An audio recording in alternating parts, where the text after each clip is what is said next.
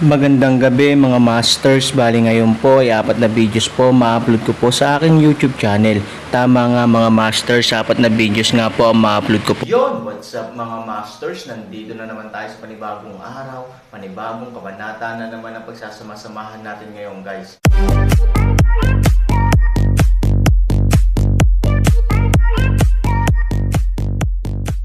Bali mga masters, kung bago ka pa lang po sa aking YouTube channel, please click the subscribe button, lalong-lalo na po yung notification bell guys, para maging connected pa rin tayo sa isa't isa at maging updated kayo sa mga susunod ko pang video. Bali mga masters, bago natin umpisahan ng kwento ay mag-shoutout po muna tayo para sa mga solid nating tagapakinig. Shoutout kay Jefferson at shoutout kay Ray Jan Posidio. Yun na nga mga masters, no? Bali hindi na ito patagalin. In 3, 2, 1, let's go! Mga master, magbabalik tayo sa pag-upload ng 4 na videos everyday simula ngayon araw. Salamat sa solid na pagsuporta mga master. Kabanata 3,461 hanggang 3,465. Hindi nagtagal, lumitaw ang isang nasa katanghaliang gulang na lalaki sa 1 pulgada kasama ang isang gang ng mga thug. Lumakad siya sa isang napakadamanaring paraan, na may hangin sa kanyang paanan. Ang kanyang pangalan ay Xiao Guan, at siya rin ang ama ni Xiao Fu. Sa kasalukuyan, bilang karagdagan sa matandang lalaki ng pamilya Xiao, siya ang taong may hawak ng pinakamalaking kapangyarihan ng pamilya Xiao. Dahil din sa kanya kaya naging laganap ang pamilya Xiao nitong mga nakaraang taon. Dahil si Xiao Guan mismo ay isang mapagmataas na tao, hindi kailanman hinamak na ilagay ang sinuman sa mata, na humantong sa Tungyang County sa pagbabago ng kulay ng Xiao. Matapos makita si Xiao Guan, tiniis ng mataba na nasa katanghaliang gulang ang sakit at sinabi sa mahinang boses, "Kuya Guan, masyadong malupit ang lalaking ito at nabali ang aking mga daliri." Hindi pinansin ni Xiao Guan ang kalunos-lunos na pagbebenta ng matataba na nasa katanghaliang gulang na mga tao. Sa halip, sinipa niya ang isang paa at pinagalitan, "Mag-aaksaya ng mga bagay, mula ngayon, makakalabas ka na sa bahay ni Xiao. Ang bahay ni Xiao ay walang-walang kwentang aso na tulad mo." Ang mga matataba na nasa katanghaliang gulang ay tila nawalan ng kaluluwa at itinaboy sa pamilya Xiao, na isang malaking dagok para sa kanya. Kung tutusin, marami na siyang nasaktan sa mga taon niyang nagtatrabaho para sa pamilya Xiao. Kung alam ng mga taong iyon na siya ay itinaboy sa pamilya Xiao, maiisip ang kanilang kapalaran. "Kuya Guan, pasensya na. Wala akong silbi. Hindi mo ako maitaboy." Lumuhad sa lupa ang matabang nasa katanghaliang gulang at humingi ng awa. Pero hindi man lang siya nilinggan ni Xiao Guan. Sa oras na ito, umatras si Mo Yang sa Aaron, 1 o 2 tao ang maaari niyang laruin, ngunit sa kasong ito, walang pagkakataon para sa kanya. "Itong lalaking ito ay isa sa mga mayabang na tao," sabi ni Mo Yang. Ang lalawigan ng Tungyang ay isang maliit na lugar, tiyak na mayroon siyang mapagmataas na kapital. "Aaron Lightway, dalawa ba kayong manggugulo ng basura sa bahay ng Xiao ko?" Tanong ni Xiao Guan sa kanila. "Sino ka, Xiao Fu?" Tanong ni Mo Yang. "Anak ko, hayaan mo ang anak mo na itigil ang panggigipit kay Liu Fang. Kung hindi, matatapos ang pamilya Xiao ngayon," sabi ni Mo Yang. Hindi alam ni Xiao Guan kung sino si Liu Fang, at hindi niya kailangang malaman, dahil ito ang teritoryo ng pamilya ni Xiao. Anuman ang gawin ni Xiao Fu, hahayaan siya ni Xiao Guan na gawin ang anumang gusto niya. Sa nakalipas na mga taon, marami ang mga problema ni Xiao Fu, ngunit lahat ng ito ay isa-isang nalutas ni Xiao Guan. Para kay Xiao Guan, ibig sabihin, dumaan si Xiao Fu sa Tungyang County, at mayroon siyang paraan upang punan ang butas. "You'd better consider your own situation. Kung sino ang gustong guluhin ng anak ko, karapatan niya iyon. Anong mga kwalifikasyon ang kailangan mong ituro?" Malamig na sabi ni Xiao Guan. Nang marinig ito, walang pagpipilian si Mo Yang kundi ngumiti. Hindi nakakagulat na si Xiao Fu ay mayabang. Kakaiba ang magkaroon ng isang ama na kasabwat siya ng husto. Ang mga ganyang tao ay hindi mabubuhay ng 2 araw sa Yuncheng. Sinabi ni Mo Yang kay Aaron. Ngunit ito ay teritoryo ng ibang tao. Nakangiting sabi ni Aaron. Pinalibutan sila ng mahigit 10 tulisan na dala ni Xiao Guan. Ang mga taong ito ay ang mga elite sa paligid ni Xiao Guan, lahat sila ay mga eksperto, at halos lahat sila ay mga retiradong boksingero. Dahil sa mga taong ito kaya nang ahas si Xiao Guan na huwag pansinin ang sinuman. Huwag silang umalis ng buhay. Sinabi ito ni Xiao Guan, pagkatapos ay tumalikod na para umalis, dahil ang sumunod na bagay, hindi siya interesadong manood, gayunpaman, ang kinalabasan ng bawat oras ay pareho. Alam ng matataba na nasa katanghaliang gulang na siya ay pinalayas sa krisis ng pamilya Xiao, kaya dapat niyang hayaan si Xiao Guan na patawarin ang kanyang sarili, lumuhad sa lupa, patuloy na yumoko, sinabi kay Xiao Guan, Kuya Guan, pakiusap, bigyan mo ako ng isa pang pagkakataon, hindi ko talaga kayang iwan ang pamilya Xiao, kung hindi, mamamatay ako. Kuya Guan, nagtrabaho ako sa pamilya Xiao sa loob ng napakaraming taon. Mangyaring bigyan ako ng isa pang pagkakataon. Xiao Guan malamig na kamag-anak, walang pakialam sa ugali ng mga taong nasa katanghaliang gulang na napakataba. May kasabihan na walang kredito, may hirap din. Ang mga matataba na nasa katanghaliang gulang ay nagtrabaho sa pamilya Xiao sa loob ng maraming taon, at ginawa nila ang kanilang makakaya. Ngunit para kay Xiao Guan, ano ito? Mga walang kwentang basura, masisipa lang, dahil sa posisyon niya, marami talagang may kakayahan na nagnanasa.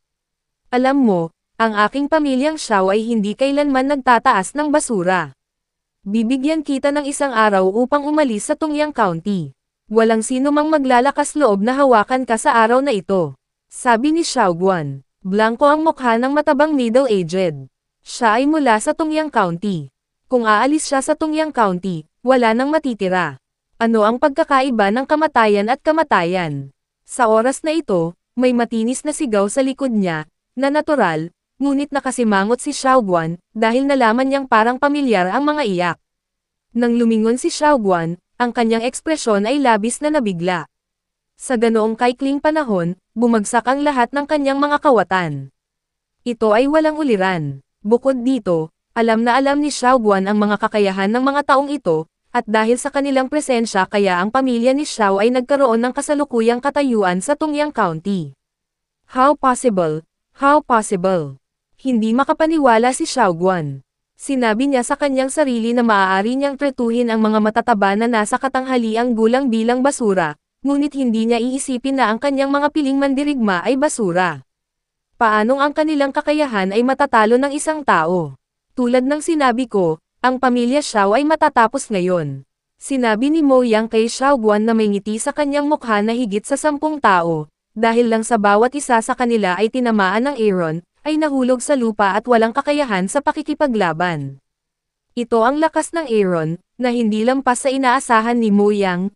Who the hell you? Xiao Guan stares at Mo Yang, because Aaron is just a child, so subconsciously thinks that Mo Yang knocked down these people.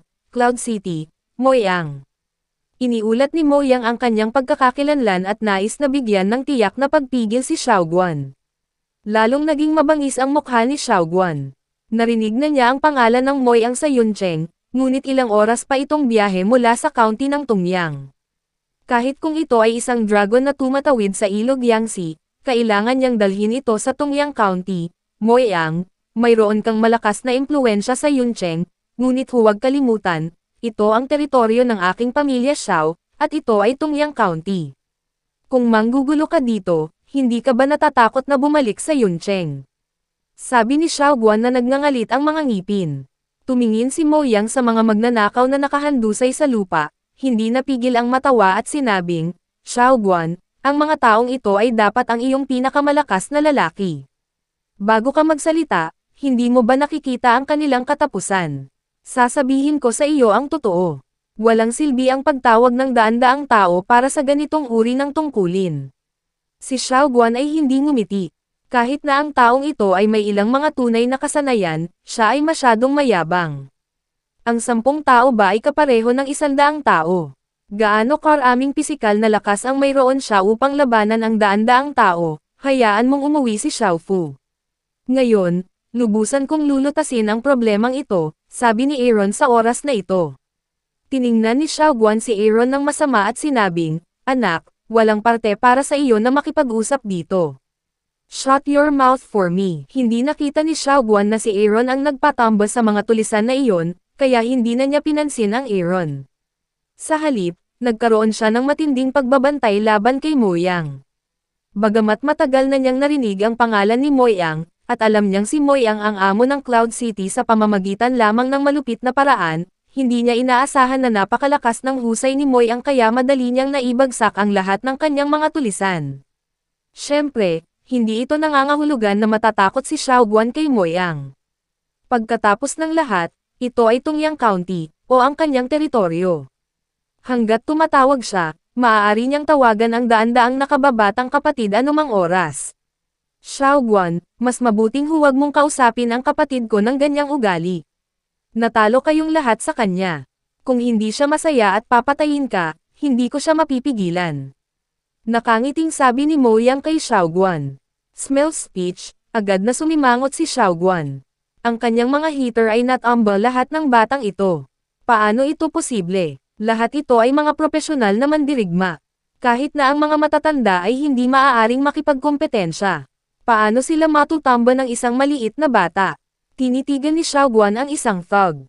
Bago siya magtanong, nakita niyang tumatango-tango ang ulo sa sakit, na labis na ikinagulat ni Xiaoguan. Ito ay isang napakahalagang bagay na dapat gawin. Pero, maliit na bata, paano ito magiging napakalakas? Little fellow, are you so good? Tanong ni Xiaoguan. Gusto mo bang subukan? Nakangiting sabi ni Aaron, at saka naglakad patungo kay Xiaoguan. Walang malay si Xiaoguan na umatras ng 2 hakbang. Bagamat hindi niya alam kung paano ito ginawa ng Aaron, alam niya na ginawa ito ng Aaron pagkatapos makuha ang impormasyon mula sa mga haters. Ipinapakita nito na ang Aaron ay may mahusay na mga kasanayan, at ang mga hater na iyon ay hindi maaaring talunin siya, pabayaan siya. Anong gusto mong gawin? Maingat na tinanong ni Xiaoguan si Han 3,000. Hayaan mo na si Xiaofu umuwi. Hindi mo ba narinig ang sinabi ko? Malamig na sabi ni Aaron.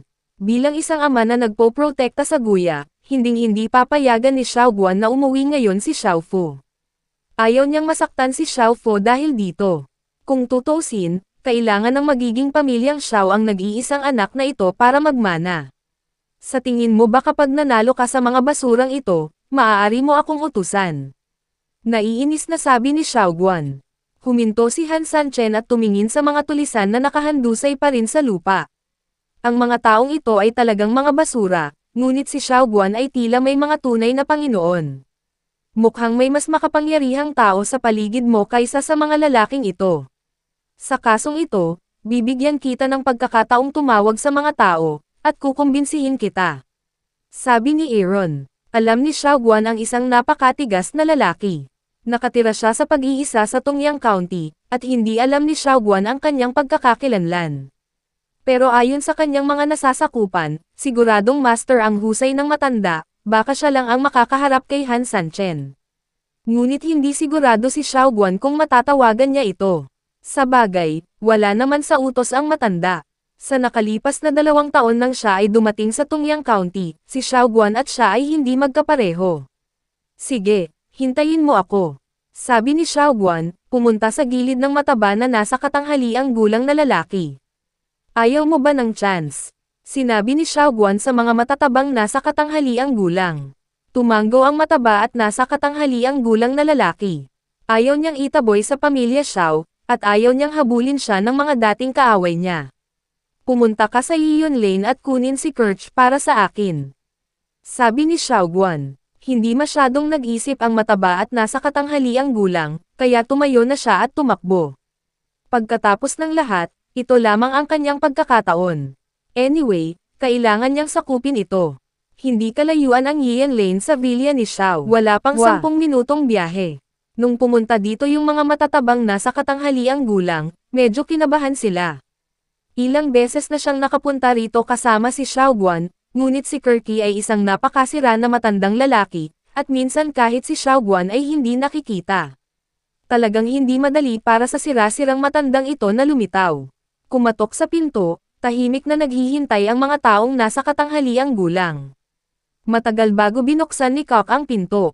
Sa puting buhok at kulubot na mukha siyang matanda na, dilaw at payat, baluktot, parang may sakit na sa wakas. Kuya Ke, may hihingin sa iyo si Guanch ng tulong. Maingat na sinabi ng mga matatabang nasa katanghaliang gulang. Siya ay umubo ng 2 beses at sinabi, "Ako ay isang namamatay na matanda. Ano ang maaari kong gawin upang matulungan siya? Nagkaroon ka ng maling tao. Matanda ke, alam kong napakabuti mo. Ngayon ay may problema si Gwanj. Ikaw lang ang makakatulong sa kanya." Sabi ng matabang middle-aged na lalaki. With a forced smile, Kok said, "I'm an old man. I'm dying. How can I help him with his troubles? You'd better think of other ways." Walang paraan. Nag-aalala ang matabang nasa katanghaliang gulang. Kung hindi niya maipakita si Kok, ang kanyang huling pagkakataon ay masisira. Ipinagpatuloy niya, ang mga mandarambong ni Gwanj ay binugbog ng isang bata. Wala nang ibang paraan. Kaya nga humingi ako ng tulong sa iyo. Alam kong isa kang ekspertong ermitanyo na pumunta sa Tungyang County upang tamasahin ang kanyang katandaan. Ngunit kung ikaw ay hindi, huwag mo akong tulungan sa bagay na ito, paano mo masisiyahan ang iyong pagtanda? Hindi pinagbantaan si Kok ng mga salitang ito.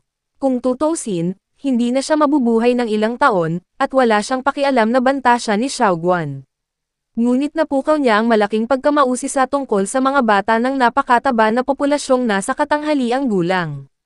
Malinaw na malinaw kay Keki ang lakas ng mga thug na iyon sa paligid ni Xiaoguan. Bagamat hindi talaga sila malakas, sila rin ay isang hindi malulutas na master para sa mga ordinaryong tao. Paano sila matatalo ng bata? You're not kidding me. Napakalakas niya. Paano siya matatalo sa isang bata? Sabi ni Kirky, totoo ito, at higit sa 100 hitters ang hindi kailanman lumaban ng magkasama. Nalutas ng bata ang lahat ng tao sa loob ng wala pang 2 minuto. Kung hindi, paano ako hahayaan ni Gwanj na lumapit sa iyo para humingi ng tulong? Sabi ng mataba na gitna may edad na lalaki. Bahagyang kumunot ang noo ni Kok. Kung ito ay anumang bagay, hindi siya magiging interesado sa lahat. Ngunit na curious siya sa sinabi ng matabang nasa katanghaliang gulang. Mayroon bang ganoong kalakas na bata? Hindi madaling talunin ang 10 sa mga tulisan ni Xiaoguan, at mas lalo pa kung sa isang bata ang nangyari. Bagamat hindi binalak ni Kok na tulungan si Xiaoguan, okay lang na huwag pumunta at tingnan upang masiyahan ang kanyang pag-usisa. Maaari akong sumama sa iyo, ngunit hindi ako madaling mangako kung makakatulong ako. Sabi ni Kirky na ang pinakamalaking dahilan kung bakit siya pumayag na pumunta ay para masatisfy ang kanyang curiosity. Oo, paulit-ulit na tumango ang mataba na nasa katanghaliang gulang. Wala siyang pakialam kung makakatulong si Kirch. Basta't handa siyang lumapit, tatapusin niya ang gawaing sinabi sa kanya ni Xiaoguan. Yun na nga mga masters, no? Bali panibagong kabanata na naman yung natapos natin ngayong gabi. Muli, maraming salamat po talaga sa walang sawang suporta po sa aking YouTube channel na talagang inaabangan nyo po ang bawat upload ko po. Bali mga masters, magkita-kita ulit po tayo bukas ng gabi at ngayon po ay magpapaalam po muna tayo. Bali mga masters, bye-bye!